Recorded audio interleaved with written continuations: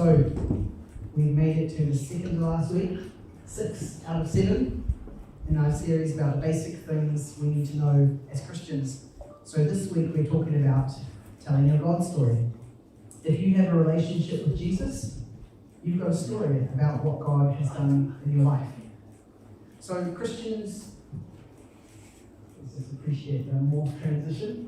Christians have a couple of words. I'm just going to explain these words. So there's this word gospel, which is the story about what Jesus did. So here's what he did, right? We wanted to be in charge of our own lives, and we rebelled against God even though he loved us. So because of this, we deserve punishment. But because he loved us so much, he gave up his son, Jesus, who came down to live a humble life as a human, and then died a cruel death. And he took our punishments that we could be pardoned. And then Jesus came back from the dead, and he retired. He returned to God. He did not retire. No. He promised he will be coming back for us one day to make all things right. All we need to do is to choose to start loving and obeying God. So that is the gospel. There's lots of ways to say it, but it doesn't take long. And it affects everyone in the world. This is applicable to every single person. So there's this other word as well, testimony. So this one is your own personal story of how your life has changed as a result of God saving you. This is the story of your life before you found God and after you found God, and the ways that you've experienced God. So that's your testimony.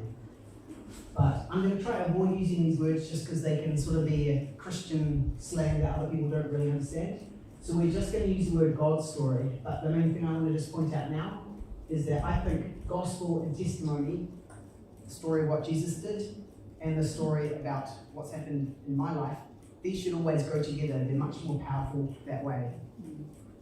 The story about what Jesus did becomes much more powerful when accompanied by the proof of what it's done in your life. And looking at it from the other way, another person isn't going to experience the exact same thing as me. My testimony is of limited application to them, but the gospel, this affects them. So together these things make a powerful God story.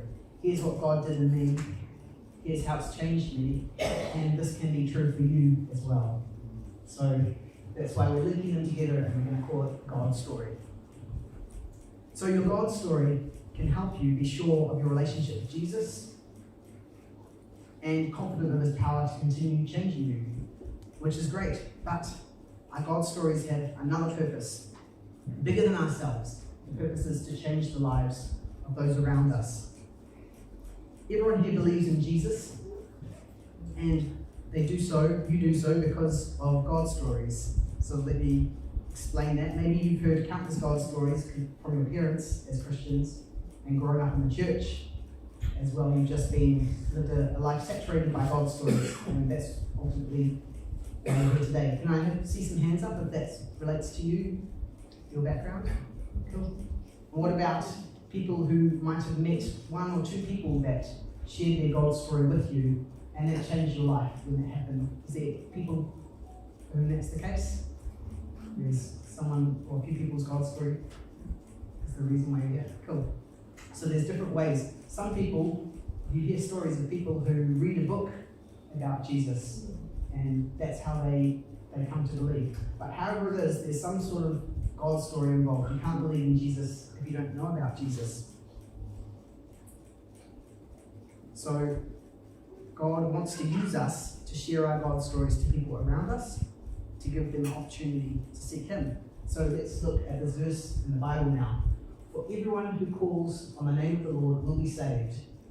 But how can they call on him to save them unless they believe in him? And how can they believe in him unless they have heard about him? And how can they hear about him unless someone tells them? So there's this link here. We aren't telling people. Us telling people is the way that God chooses to work in people actually won't be hearing.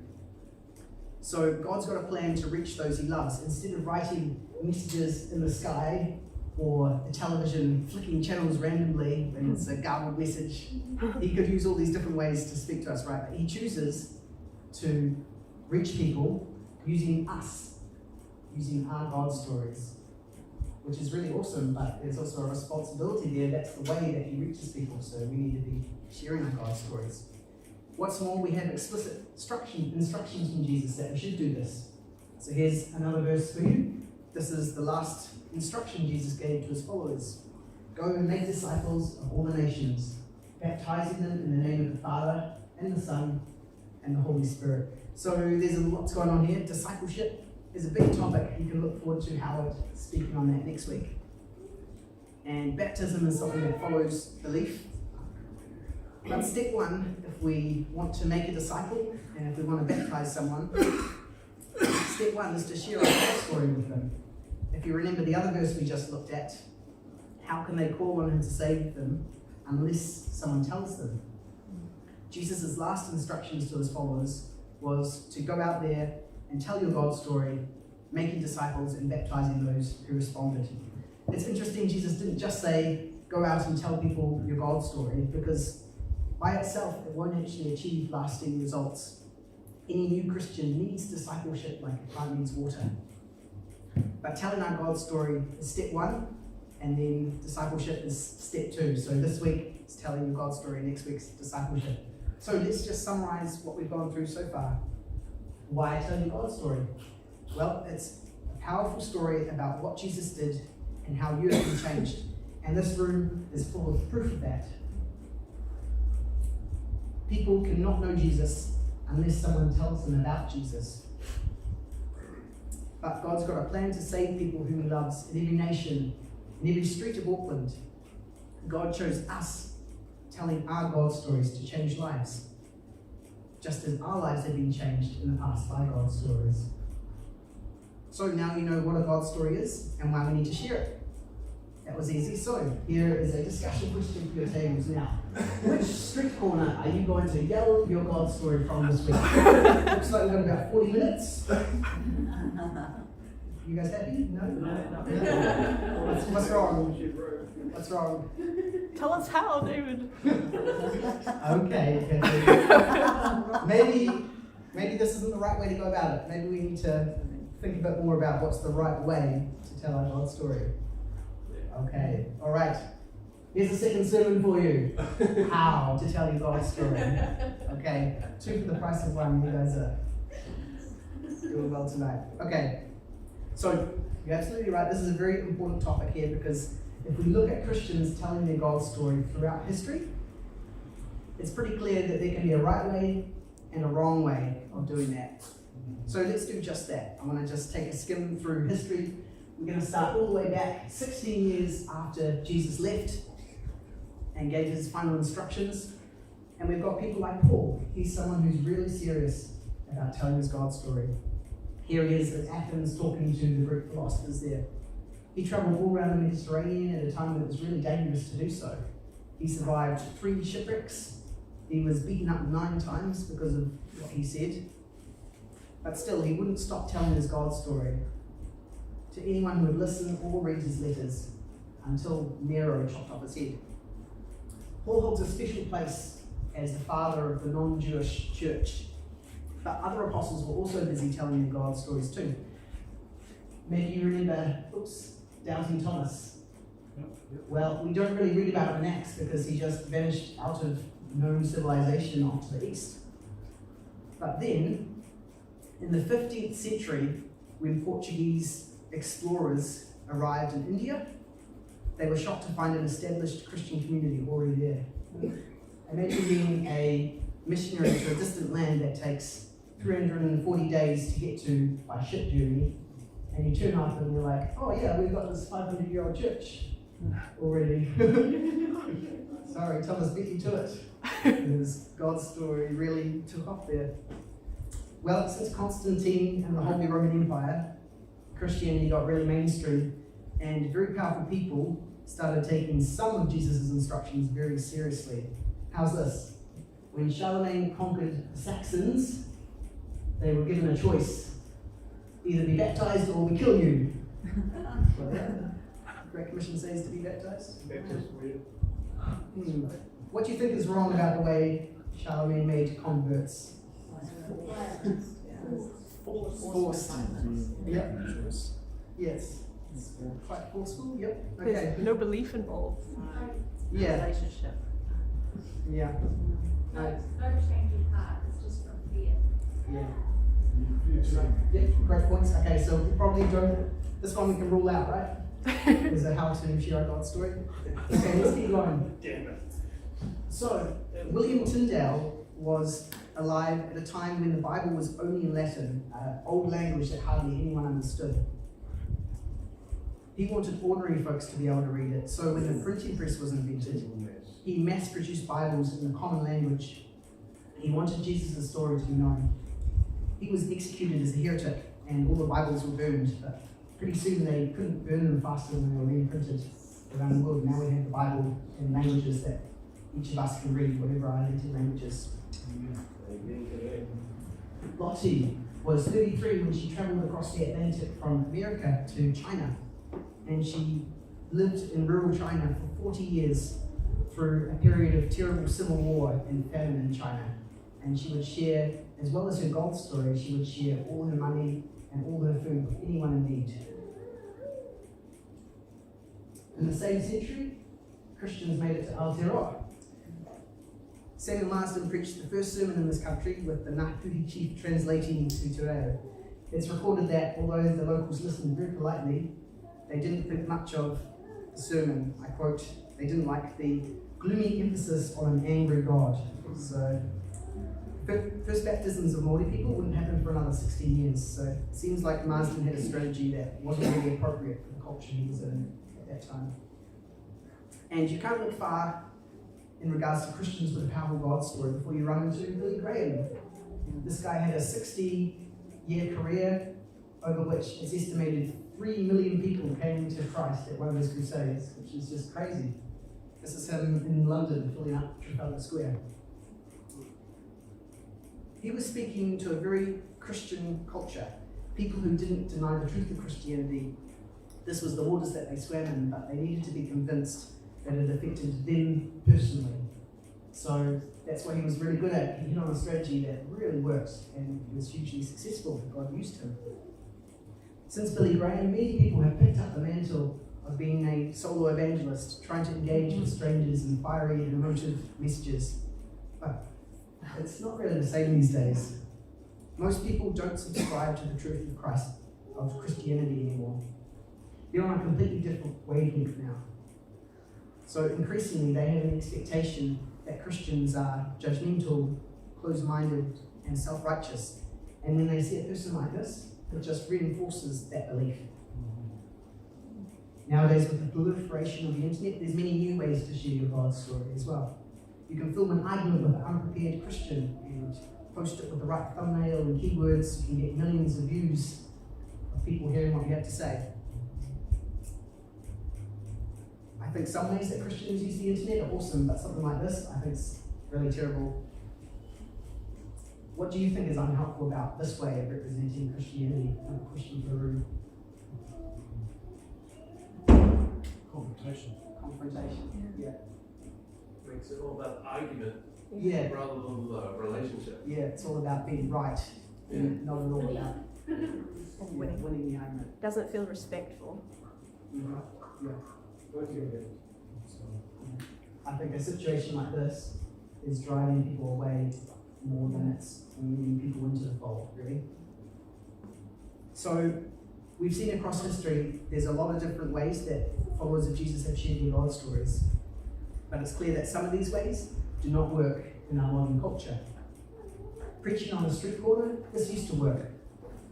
A lot of people believed in God and were feeling guilty, and a charismatic, assertive preacher was all that it took to get them to come back to Jesus. But the world is different now. We live in a world that has appropriated Christian values, but has rejected Christianity and the truth of Jesus. If that same preacher was to approach your average person today, they might only leave the person with a negative experience of a pushy Christian who only wanted to talk, not listen. If they change their mind, it's going to happen over time these days. They say it takes between 3 to 15 exposures to a God story before someone actually makes a decision about Jesus.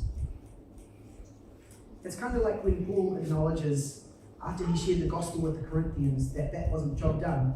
So he writes in Corinthians to the people there that he's partially responsible for bringing to Christ. I planted the seed in your hearts, and Apollos watered it, but it was God who made it grow. So this wasn't just Paul being an amazing solo evangelist. He spoke to them, he tried to convince them. It took this other guy called Apollos as well, another Christian, to give them God's story another time, as well as just time for God's Spirit to work in them. And all those factors are responsible for these people finally coming to believe. These were people who did not subscribe to the truth of Jesus originally. Belief in Jesus clashed with their existing beliefs, and so it took a lot to change their minds. In Acts, we get some insights into Paul's little trips as well. So we read here, as was Paul's custom, he went to the synagogue service, which is where the Jews hang out on Saturday, and for 3 Sabbaths in a row, he used the scriptures to reason with people. So he's trying to convince these Jews that the Old Testament points to Jesus and that the stories they've heard about Jesus are true. But it takes time. He's going back to the same place again and again. Convincing them is a process, not an immediate switch. In Acts, we also read that some people got really mad about what Paul had to say. People could be completely polarized, refusing to listen to a different perspective. Check this crazy passage out. This is in Ephesus. The assembly was in confusion. Some were shouting one thing, some another. Most of the people did not even know why they were there. And then we skip a verse down. When they realized that Paul's friend was a Jew, he's the one that's up front, they all shouted in unison for about 2 hours. Great is Artemis of the Ephesians. Imagine a crowd yelling at him for 2 hours. There's no way anything you say is going to do anything, right? So you got to pick your moment, and Paul knew how to pick his moment. In this case, the right thing to do was to escape the city. Or it was a riot. So I believe in many ways the culture we're in today is more like the culture that Paul was living in than the culture in which Billy Graham was so successful. Some traditionally successful ways of sharing your God story don't work anymore. Just like Paul, we need to approach this in a careful and strategic way. So I think the place to start here is to consider how Christians are perceived by others. We need to be honest about how Christians are often perceived by non-Christians. So here's a few points on that. Let's talk about a Christian brand as it's seen from the outside. So one thing is, if someone's not involved in any Christian circles, largely how they hear about Christians is through media, through headlines. And the headlines that you get are things like this: Brian Tamaki blames gays for earthquakes, Trump allies prepare to infuse Christian nationalism in administration, former bishop charged with rape. I mean, good stories, people don't click them, right? So it's just bad stories, but we have to appreciate that someone who just comes from a neutral, blank, no opinion talk against Christianity. This is the sort of stuff that is pushing them towards a certain stance to view Christianity with suspicion, basically.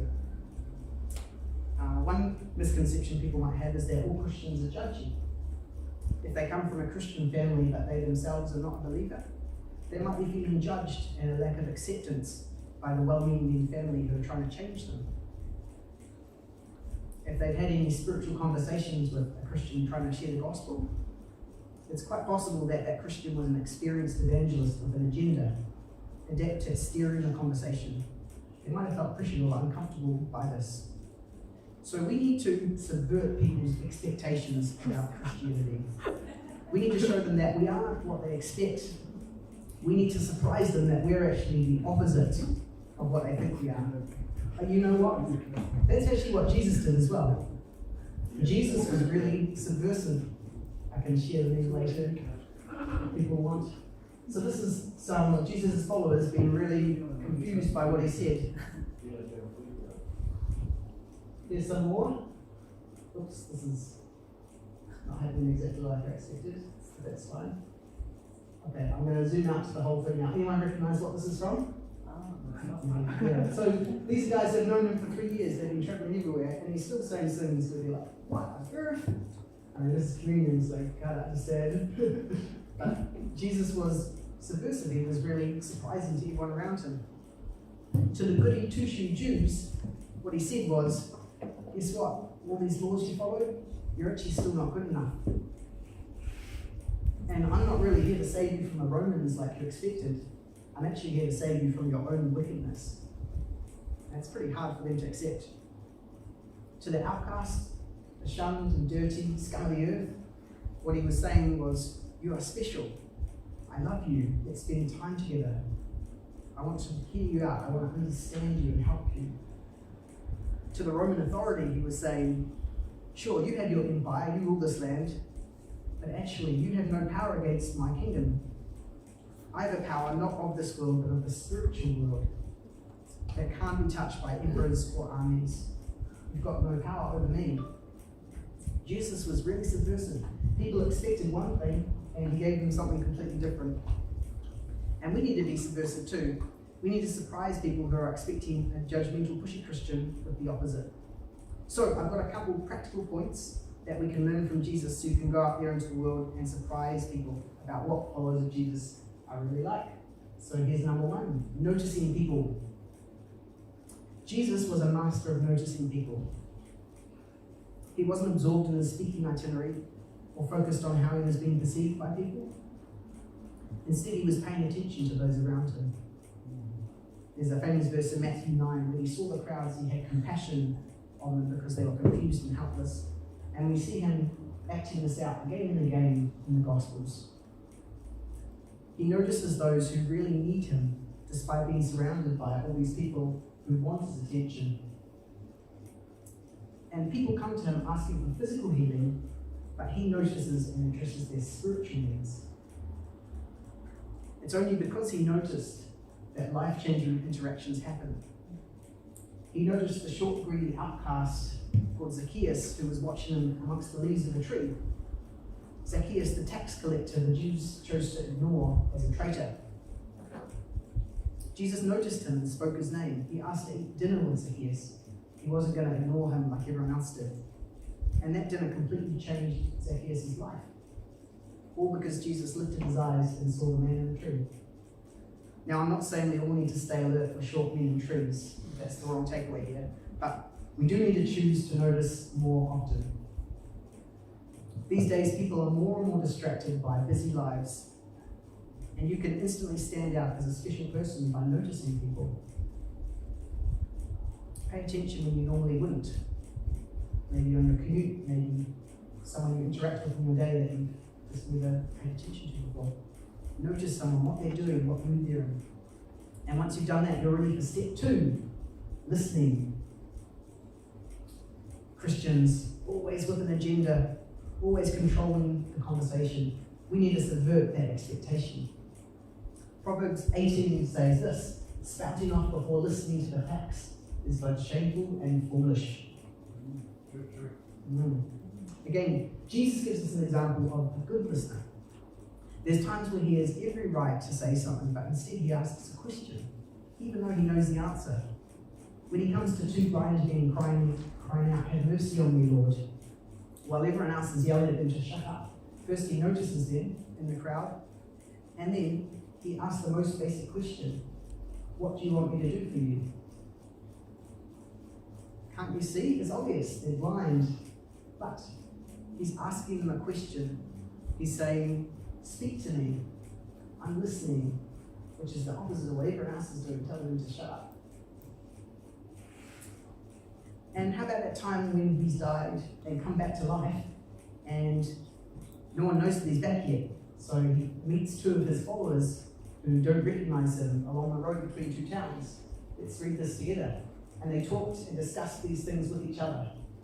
This is the 2 other guys. And then Jesus came up and walked along with them, but they were kept from recognizing him. And he starts talking to them. He says, what are you 2 discussing as you walk along? And they reply, what? You must be the only person, or only one visiting Jerusalem who does not know these things that have happened there in these days. What rock have you been living under? Well, actually, he's been living under quite a heavy rock for quite a few days. This guy's just conquered death. He's saved humanity. He's what all the talk in Jerusalem is about. So how's he going to respond to this? If it was me, I'd probably say, do you know who I am? Something like that. Let's see what he says. What things? This guy is the most subversive thing to say. He knows all the answers, but still he chooses to listen and to ask questions. It's our human nature to talk more than we ought to. And we've got a gospel story we need to be sharing. But still, let's try to subvert expectations. We don't need to say everything at once. And the odds are when we talk, we're making assumptions when we should be humbly asking questions. So when you're talking to a non-Christian, try to ask lots of questions and not assume anything. Show them that you're interested in their life and in their beliefs. And by that, you're signaling that you're comfortable talking about these areas. You'll find them reciprocating with questions, and it's pretty hard to keep a conversation away from areas of your life that God has touched. So suddenly you'll find them asking you questions about your life that God has touched, right? And now you're perfectly poised to pull out your leather-bound KGP, so your King James Bible, and whack them over the head. Right. Okay, so I would advise you don't do that. Even though you might feel the urge. We're going to play this one differently. So, here's my recommendation for step 3. Instead of smacking them with a massive monologue of scripture, we're going to, oh dear, I'm struggling with this, sorry. So for a second there. Snack-sized God stories. We're going to give them something small, something digestible, rather than more than they want or not, basically. So, question for you skilled servers who served us tonight. When someone comes up with their plate, do you just dump the biggest portion you can onto their plate straight away, or do you just offer them some, see if they want some, give them a little bit, and then they can ask for more if they want, they can come up for seconds later? Probably the second one's the right thing to do, right? And they're a bit rude just to give them all of your, what you've got, dumping it on their plate.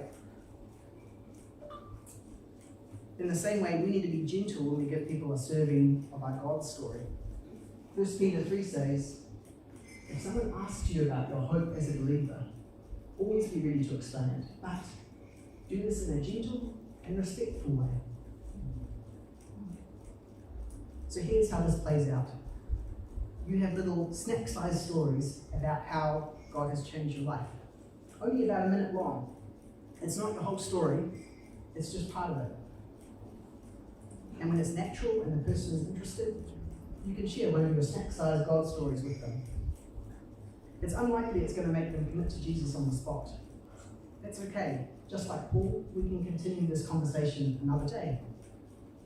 And as Rebecca reminded us last week, we each have a role to play in the bigger church family. You're not the only one feeding this person snacks. We're a family doing this together. And we can share the work of noticing and listening and serving up little bite-sized gospels, God stories when they're hungry. And when we do this all together, it's such a powerful effect it will have on people. So, here's some tips on preparing your own snack-sized God stories. So number 1, just choose one topic for each story, because that's all you've got time for. So maybe you choose an aspect of your life. It's an area that God's impacted. So it could be relationships, or worry, or addiction, or pride, purpose, identity, so many things it could be. This is just a random list, but it's an infinite list really. So just choose something that is what it's going to be about, which is something in your life that God has changed, that sort of proves his power in your life.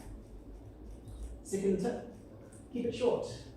Probably 1 minute is a good amount to aim for. 2 minutes is, I'd say, the max you should probably go for. At that point, you should be getting feedback from the person if they want you to keep going. They might well ask you more, and they want you to elaborate and tell them more, but let's allow them to do that and be gentle with them, like Peter recommends. And number 3, let's avoid words that only Christians know. So let's choose to just use language that they understand, that makes them feel included with the conversation and helps them to easily understand what it is you're talking about. So just be mindful of that. So this is actually not that easy to do something so succinct. You can't just pull one out randomly without any preparation. This is something you want to sit down, think about, plan it out a little bit, because otherwise it'll be kind of long and windy. But you can just do a little bit of planning to make it succinct and just make sure you're avoiding Christianese as well. So that's all the advice I have. Now, for inspiration, I've just asked a few people to share some snacks with us. Now, so to kick things off, here's one from me. So last week I was sitting in traffic with one of my colleagues. It was like an hour, so we had a long time to talk, and at one point the conversation got to the topic of dealing with your emotions. And we were discussing each other's sort of ways that we deal with emotions. And I just shared that when I was young, I could get really mad with my siblings. What I found helped me was when I went outside alone. My favourite thing to do was to climb up a tree. And I prayed to God. And I found that really helped me. It really calmed me down and helped me see things from a different perspective. So that was it. That was all I said. That's probably about 30 seconds. But I was sharing how God helps me when I pray. So that's one example. Now I've asked a couple of our regulars as well to share us some. Rebecca, do you want to be next? Yeah, so a couple of weeks ago I took Bethany into Unitech, Wesley's work, and met a few of his colleagues, and one student came up to me and we got talking, and I said I work for a Christian environmentalist company, and she's like, oh, you're a Christian, but also in science, and you're like, what do you think about evolution? How does that work with your understanding of the Bible? And I could tell that there are a few layers of questions behind that. And I was able to talk about how I think there are several different types of literature in the Bible, and that I believe that the creation story in Genesis isn't literal days, but communicates that it is God that created the world, and I see that as working with evolutionary theory. And we got chatting about other things, but I was able to share a bit of my experience about the kind of science and faith connection that she was really curious about. So. Thanks, Rebecca. Remember, do you mind sharing that bite-sized God's story with us? When after I became a Christian, one verse that has come back again and again to me in my life has been Romans 8:28 about all things working together for good that those that love God. And I think when I get disappointed by something, like a house didn't sell and we didn't get to move out of Auckland, not little things, big things, I just know that God loves me so much that things are going to work out for the best. So, yeah. Thank you both for those lovely tasty morsels. Okay, so it's time for everyone to get involved. So we're going to be talking about God's stories. So at your tables, if there's too many people, you kind of want to split into a smaller group. So I'd say 2, 3, or 4 people is what you want. Because you might have to split a table into 2 parts. So we've got 2 different things you can do here. If you feel like you've got your own God stories you'd like to practice or share or work on, you can do that. Or if you don't have any of your own but you're in but others you have heard, you can talk about those and talk about what it was about them that made it impactful for you. So find yourself a small group of 2 to 4 people and have fun.